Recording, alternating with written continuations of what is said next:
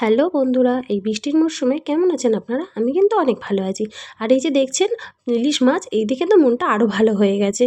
এখানে আছে ইলিশ মাছ আর আছে কচু। আজকে আমরা ইলিশ মাছ দিয়ে কচুর এই রেসিপিটা আপনাদের করে দেখাবো। চলুন, রেসিপিটার জন্য প্রথমে মাছগুলোকে আমরা ভালো করে কেটে নিয়েছি। ইলিশ মাছ কিন্তু ভালো করে ধুয়ে তারপরে কাটতে হয়।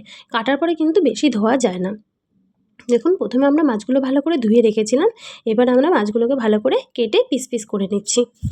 এরপরে জল দিয়ে সামান্য একটুখানি ধুয়ে নেব। চলুন, ভালো করে মাছগুলো আমাদের কাটা হয়ে গেছে। চলুন, এবারে কচুগুলোকে আমরা কেটে নিচ্ছি।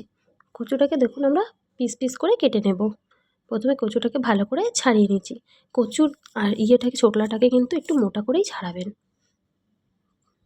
চলুন, কচুটা ভালো করে ছাড়ানো হয়ে গেছে। এবার আমরা পিস করে নিচ্ছি। দেখুন, পিসগুলো কিন্তু আমরা ছোট ছোট করে করেছি।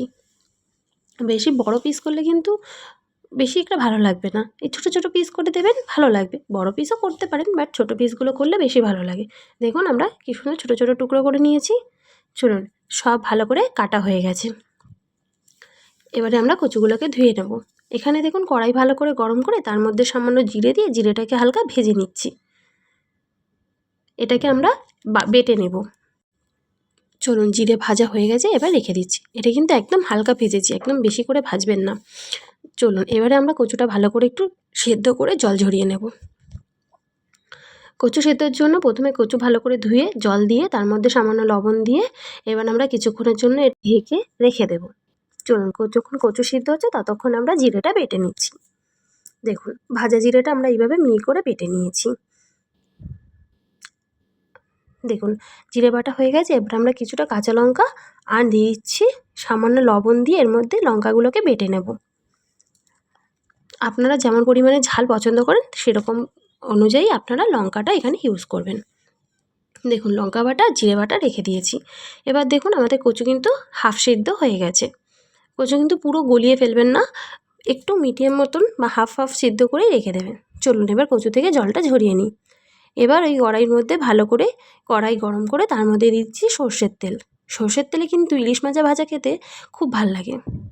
চলুন, মাছগুলোকে হালকা হাতে ধুয়ে নিয়েছি। এবার দিয়ে দিচ্ছি সামান্য লবণ আর দিয়ে দেবো মাছের মধ্যে সামান্য হলুদ দিয়ে ভালো করে মাছটাকে আলতো করে মেখে নেব।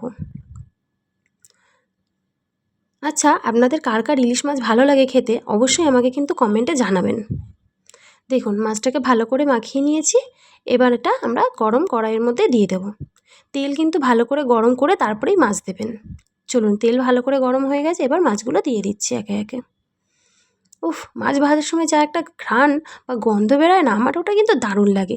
এই মাছ ভাজা আর মাছ ভাজার তেল দিয়ে আর একটা শুকনো লঙ্কা দিয়ে খেতে কিন্তু দারুণ লাগে বলুন।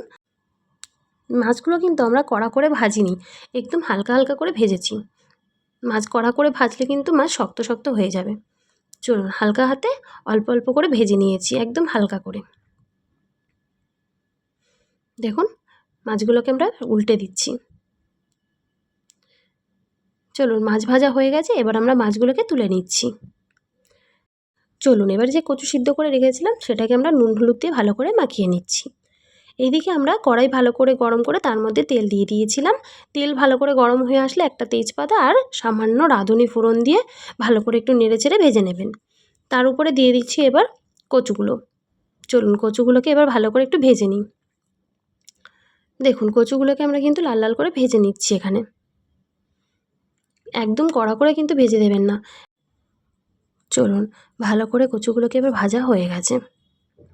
এবার এর মধ্যে দিয়ে দিচ্ছি জল। যতটা ঝোল আপনাদের প্রয়োজন হবে ততটাই কিন্তু এখানে জল দিয়ে নেবেন। আমরা কিন্তু বেশি ঝোল রাখবো না, তাই জলটা অল্প দিয়েছি। এখানে এই তরকারিতে কিন্তু ঝোল কম রাখলেই ভালো লাগবে। চলুন, এবার দিয়ে দিচ্ছি ওই লঙ্কা বাটা আর দিয়ে দিচ্ছি সামান্য হলুদ।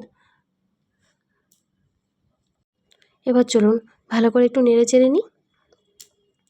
নেড়ে চেড়ে কিছুক্ষণের জন্য রেখে দেবো এইভাবেই, যতক্ষণ না ঝোলটা ফুটে আসছে। ঝোল ফুটে আসলে এর মধ্যে দিয়ে দেবো ওই গোটা কাঁচা লঙ্কা। আপনারা আপনাদের প্রয়োজন অনুযায়ী লঙ্কাটা ইউজ করুন। ও আচ্ছা, এর মাঝখানে কিন্তু আমরা এর মধ্যে লবণ দিয়ে দিয়েছিলাম, সেটা কিন্তু দেখানো হয়নি। আপনারা আপনাদের প্রয়োজন এবং স্বাদ মতন লবণ এখানে দিয়ে নেবেন। চলুন, মাছগুলো দিয়ে এবারে কিছুক্ষণের জন্য ঢেকে রেখে দেবো। ওই 1 থেকে 2 মিনিট ঢেকে রেখে দিলেই হয়ে যাবে। চলুন, কিছুক্ষণ ঢেকে রেখে দিয়েছিলাম। এবার ঢাকনা খুলে মাছগুলোকে আবার একটু নেড়ে চেড়ে নিচ্ছি। এবার এর মধ্যে আমরা দিয়ে দেবো ওই যে জিরে বেটে রেখেছিলাম ওই জিরে বাটাটা। দেখুন জিরে বাটাটা দেওয়ার জন্য প্রথমে আমরা একটু ঝোল নিয়ে এর মধ্যে জিরেটাকে ভালো করে আগে গুলিয়ে নিচ্ছি। আপনারা কিন্তু জলের সাহায্যেই জিরেটাকে গোলাতে পারবেন, বাট এই ঝোলে গোলালে বেশি ভালো লাগবে। চলুন ভালো করে গুলিয়ে নিয়েছি, এবার এর মধ্যে দিয়ে দিচ্ছি। এবার দেখুন ভালো করে আবারও নেড়ে চেড়ে নেব। এখানে দেখুন আমাদের কচুগুলো কিন্তু সেদ্ধ হয়ে গেছে। এই কচু কিন্তু একদম মোমের মতন সেদ্ধ হবে না, একটু কচকচ করার মতনই সেদ্ধ হবে, এটাই ভালো লাগবে খেতে। চলুন সিদ্ধ হয়ে গেছে, এবার আমরা এটাকে সার্ভ করে নিচ্ছি। আমাদের মাছের ঝোল কিন্তু রেডি। দেখুন সব সার্ভ করে নিচ্ছি। ইলিশ মাছ দিয়ে গরম ভাত কিন্তু দারুণ লাগবে। লাইক কমেন্ট সাবস্ক্রাইব করে পাশে থাকবেন।